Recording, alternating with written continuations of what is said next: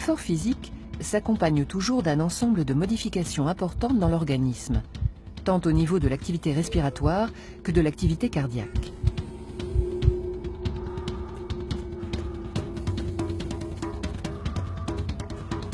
Lors d'un effort, les muscles en activité ont besoin de dioxygène dont la consommation augmente.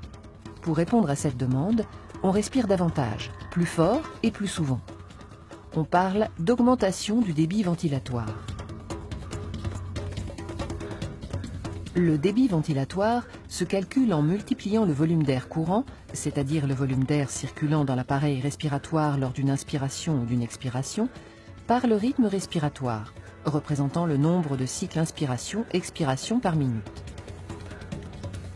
Lors d'un effort physique, le débit ventilatoire peut passer en moyenne de 5 à 120 litres par minute.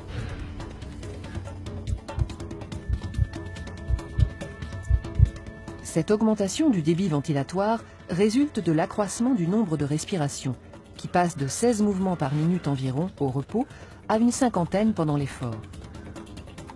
Mais elle résulte également du volume d'air courant qui varie d'un demi-litre au repos à 3 litres au cours d'un effort intense et prolongé.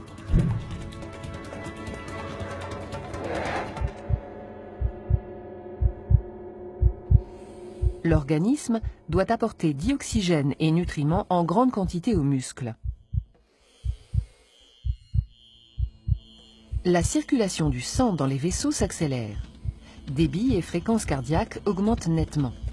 La fréquence cardiaque ne dépassera toutefois pas une valeur limite, qui est approximativement donnée par la formule fréquence cardiaque maximum égale 220 moins l'âge en années.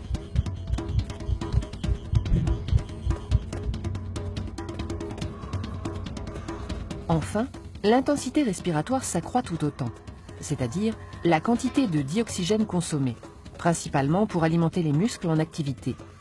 Cette consommation augmente jusqu'à une valeur maximale qui ne peut être dépassée et que l'on nomme la VO2 max.